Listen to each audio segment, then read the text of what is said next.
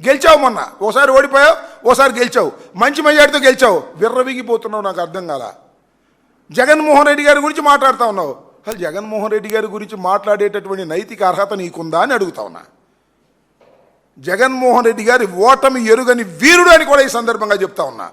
మీరు అక్కడ ఇక్కడ కొట్టేసినటువంటి పార్టీలు తప్ప మీరు సొంతంగా పెట్టుకొని అధికారంలోకి వచ్చినటువంటి రాజకీయ పార్టీలు కావు అనే విషయాన్ని నారా లోకేష్ బాబు తెలుసుకుంటే మంచిదని ఈ సందర్భంగా నేను చెప్పదలుచుకున్నా. అయ్యా మీరేమంటారు?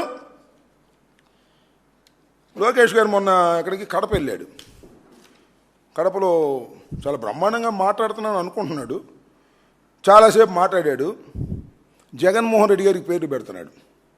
అదేంటి మెంతాహా ఏదో ఏదో పెట్టాడు పేరు, బెంతాహాయ్ అని. ఏమయ్యా నాకు అర్థం కాలేదు. లోకేష్ నోరు తిరుగుతుందా నీకు? దేశమంతా తిరుగుతున్నావు. అయ్యో దేశమే కాదు ప్రపంచం అంతా తిరుగుతున్నావు స్పెషల్ ఫ్లైట్లో, నోరు మాత్రం తిరగదు. తెలుగు ఉచ్చరించడం కూడా ఇంతవరకు నేర్చుకోరా నువ్వు. సైజు తగ్గావు, ఏదో మందులు వాడి తగ్గావో ఎక్సైజ్ వాడి తగ్గావో నాకు తెలియదు, కానీ సైజు మాత్రం తగ్గావు, నాలిక మందం మాత్రం తగ్గలా. తెలుగు ఉచ్చరించడం కూడా రాదు. కంపట్లేదా అన్నాడు. కనపట్లేదా అనమంటే కంపట్లేదా అంటున్నాడు. ముందు అది నేర్చుకో. జగన్మోహన్ రెడ్డి గారు తర్వాత పెడుతూ ముద్దు పేర్లు, అసలే నువ్వు ముద్దు అబ్బాయివి, మళ్ళీ ముద్దు పేర్లు పెట్టే కార్యక్రమం. ఎవరో మాధవి ఉంది అక్కడ లోకల్ ఎమ్మెల్యే గారు, మాధవి గారు అహర్నిశలు కష్టపడింది అనాలి, మాధవి గారు కష్టపడింది అంటున్నాడు. ఏంది ఇది? తెలుగు ఉచ్చరించడం కూడా రానటువంటి ముద్దబ్బాయి జగన్మోహన్ రెడ్డి గారికి పేర్లు పెట్టే దశకు వచ్చావంటే ఒకసారి అర్థంలో చూసుకోవయ్యా. సన్నబడితే సన్నబడవచ్చు, నాలిక మందం తగ్గించుకొని మాట్లాడటం మంచిది. ఇష్టం వచ్చినట్టుగా మాట్లాడుతున్నావు. ఏం పీకారు అంటాడు. పీకుతారు తొందరపడమాక, నిన్ను ఖచ్చితంగా పీకుతారు. ఈ ఎలక్షన్ సమయం వచ్చేటప్పటికి జనం నిన్ను మామూలుగా పీకరు, అద్భుతంగా పీకుతారు. ఆ పీకుడు సెక్షన్ ప్రారంభమైనప్పుడు నువ్వు ఎక్కడ ఉంటావో చూస్తాం. ఊరికి నీ విచ్చలవిడిగా నోటికి ఏదొస్తే అది అధికార మదంతో డబ్బు మదంతో మాట్లాడేటటువంటి ప్రయత్నం చేయటం అనేది సమంజసం కాదు. జగన్మోహన్ రెడ్డి గారిని అనేటటువంటి నైతిక అర్హత నీకు లేదు, మీ నాన్నకి లేదు అనే విషయాన్ని గుర్తుపెట్టుకో. జగన్మోహన్ రెడ్డి గారు ఒక వీరుడు. కేంద్ర ప్రభుత్వాన్ని వ్యతిరేకించి ఒక రాజకీయ పార్టీని పెట్టి కష్టపడి ఓటమి ఎరుగని విధంగా ముందుకు తీసుకువెళ్ళాడు. పార్టీ ఒకసారి అధికారంలోకి వస్తుంది, ఒకసారి అధికారంలోకి పోతుంది, అది వేరే అంశం. కానీ జగన్మోహన్ రెడ్డి గారు ప్రజల పక్షాన నిలబడి పోరాట యోధుడిలాగా చేసేటువంటి వ్యక్తిని నీ ఇష్టం వచ్చినట్టుగా మాట్లాడేటటువంటి ప్రయత్నం మీరు చేస్తున్నారు. ఇది సరైనటువంటి విధానం కాదని కూడా ఈ సందర్భంగా చెప్పదలుచుకున్నాం. ఇంకా చంద్రబాబు నాయుడు గారు సూపర్ 6 అయిపోయిందంట. సూపర్ 6 ఓవర్ అయిపోయింది అంటున్నాడు. ఏమైంది? ఆడబిడ్డ నిధి ఏం చేశారు? ఏమండి చంద్రబాబు నాయుడు గారు, ఆడబిడ్డ నిధి ఏం చేశారు గుర్తుందా మీకు? మర్చిపోయారా? ఎన్నికల ముందు మాత్రం అన్నీ గుర్తుంటాయి, ఎన్నికలు అయిపోయిన తర్వాత మర్చిపోతారు. మేనిఫెస్టో తీసి బొట్లో పడేస్తారు. నిరుద్యోగ భృతి ఏమైంది? ఎవరికైనా ఇచ్చే ప్రయత్నం చేస్తున్నారా? సూపర్ 6 అయిపోయింది కడగొద్దు అంటున్నాడు. మరి నిరుద్యోగ భృతి ఏమైంది? నిరుద్యోగ భృతి మాత్రం 50 ఏళ్ళకే ఫెన్షన్ అన్నారు. ఏమైంది 50 ఏళ్ళకి ఫెన్షన్? ఇచ్చిన 143 వాగ్దానాల్లో కొన్ని అరకొర చేసేసి అయిపోయింది కొట్టని షాప్స్ మమ్మల్ని ఎవరు అడగడానికి వీల్లేదనేటువంటి పరిస్థితుల్లో ఇవాళ మీరు మాట్లాడుతున్నారు. చాలా డెవలప్ అయిపోయారు. ఎంత డెవలప్ అయిపోయారంటే, సరే ఇంతకుముందు వెన్నుపోటు పోవడంలో మిమ్మల్ని మించిన వాళ్ళు లేరు, కానీ ఈ మధ్యన లేటెస్ట్గా మిమ్మల్ని చూస్తుంటే చాలా గొప్పగా అనిపిస్తుందండి. మొన్న ఈ మధ్యన ఎక్కడికి వెళ్ళాడు? కావలి దగ్గర మత్స్యకార భరోసా కోసం మత్స్యకార దేని గురించి వెళ్ళాడు. మత్స్యకారుల దగ్గర డ్రామా వేసి మొదలెట్టాడు. ఎంత అద్భుతమైన డ్రామా అండి.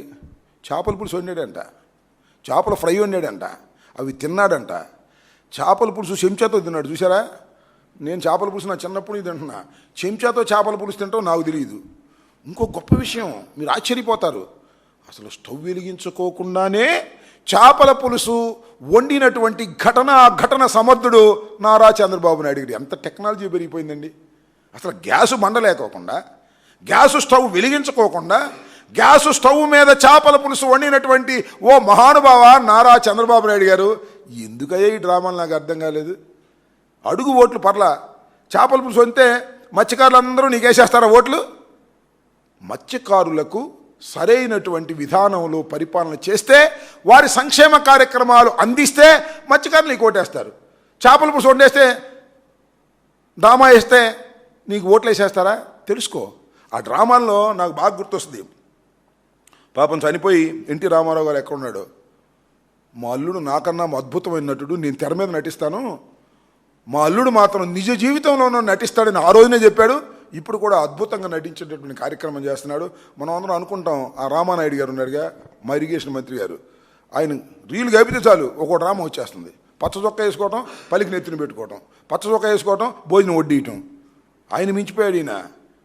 గ్యాస్ బండ లేకోకుండా, గ్యాస్ స్టవ్ వెలిగించుకోకుండా ఆయన సూపర్ 6 చేయడు. కానీ గ్యాసు బండ వెలిగించుకోకుండా, గ్యాసు లేకోకుండా చేపల పులుసు వండేటటువంటి సమర్థతకి వెళ్ళిపోయాడు మన చంద్రబాబు నాయుడు గారు. అయ్యా చంద్రబాబు నాయుడు గారు, నేను మీకు ప్రత్యేకంగా చెబుతున్నా, మీ బాబు కొడుకులు ఇద్దరికీ కూడా, ఆ లవ్ క్యాష్కి, ఈ చీటింగ్ చంద్రబాబు నాయుడు గారికి చెప్తున్నా, జగన్మోహన్ రెడ్డి గారిని రోజు తిట్టి గొడ్డలి పార్టీ, ఆ పార్టీ, ఈ పార్టీ అని భయపడిపోతున్నారు మీరు.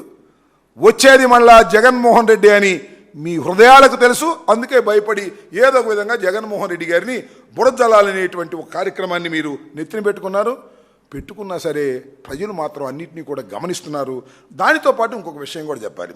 మాది గొడ్డల పార్టీ, మీదే పార్టీయో?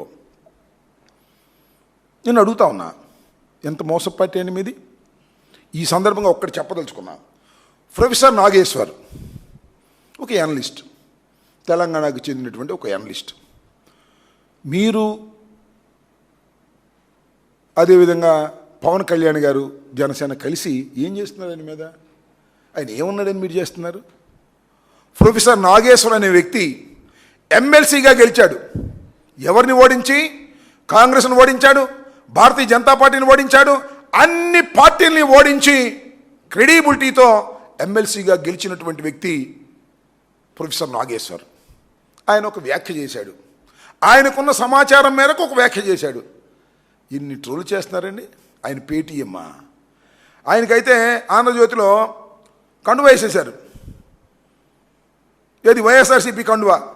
మా తరపున మాట్లాడి, మిమ్మల్ని తిట్టినోడల్లా మా తరపున మాట్లాడినట్ట, మీ మీద వాస్తవమైన విమర్శలు చేస్తే మాతో కలిసిపోయినట్ట, పేటీఎం అయిపోయినట్ట. ఈ విధంగా నాగేశ్వర్ మీద చివరికి ఏంటంటే కాకినాడలో 2 కేసులు పెట్టారండి. ఏం పోయే కాలం వచ్చిందా? చంద్రబాబుకి వచ్చింది పోయే కాలం, వాళ్ళ అబ్బాయికి వచ్చింది లవ్ క్యాష్కి. అయ్యా పవన్ కళ్యాణ్ గారు, మీకేం పోయే కాలం వచ్చింది? నాకు అర్థం కాలే. ఒక యంగిస్ట్ టీవీలో విమర్శ చేస్తే కేసులు పెడతారా? అరెస్ట్ చేస్తారా? ఎంత ఒళ్ళు బలిసిపోయిందా మీకు అధికారంతో? పోలీసులు మీ చేతిలో ఉన్నారని ఒళ్ళు బలిసిపోయిన పనులు కాదండి ఇవి. ఒక యంగిస్ట్, అది కూడా న్యూట్రల్ జర్నలిస్ట్, బీజేపీని విమర్శించాడు, వైఎస్ఆర్ కాంగ్రెస్ పార్టీని పలుసార్లు విమర్శించాడు, కాంగ్రెస్ను విమర్శించాడు, టీఆర్ఎస్ను విమర్శించాడు. ఈ రాష్ట్రంలో ఉన్నటువంటి, ఈ తెలుగు రాష్ట్రాల్లో ఉన్నటువంటి అన్ని పార్టీలని సమయానుకూలంగా తన విశ్లేషణలో విమర్శ చేసినటువంటి సందర్భాలు కోకొల్లలుగా ఉన్నాయి. ప్రశ్నించాడు ఆయన, అనేక సందర్భాల్లో ప్రశ్నిస్తాడు. అయ్యా పవన్ కళ్యాణ్ గారు, మీరు ప్రశ్నించడానికి పుట్టిన రాజకీయ పార్టీ, ప్రశ్నించే వాళ్ళ గొంతుకే నొక్కేయాలనుకోవటం ధర్మమేనా? ఒకసారి ఆలోచించుకోండి. ఎన్ని కేసులు పెడతారండి? కాకినాడలో 2 కేసులు పెట్టారు. పోలీసులు మీ చేతిలో ఉన్నారు కదా, రిజిస్టర్ చేశారు. అంటే టీవీలో ఏదన్నా నేను వాళ్ళు మాట్లాడాను, ముద్దబ్బాయి అని, ఎవరిని లోకేష్ని, కేసు రిజిస్టర్ చేసేస్తారో నాకు అర్థం కాలేదు. చంద్రబాబు మమ్మల్ని ఆంబోతులు అన్నాడు, నువ్వు పెద్ద ఆంబోతం అన్నాను, కేసు రిజిస్టర్ చేసేస్తారు నాకు అర్థం కాలేదు. పొలిటికల్ విమర్శలు చేసేటటువంటి పరిస్థితులు కూడా ఆంధ్ర రాష్ట్రంలో లేకోకుండా చేయాలనేటువంటి ఒక దౌర్భాగ్యమైనటువంటి రాజకీయాలు నడుపుతున్నటువంటి కూటమి ప్రభుత్వం దీనికి సమాధానం చెప్పాలి.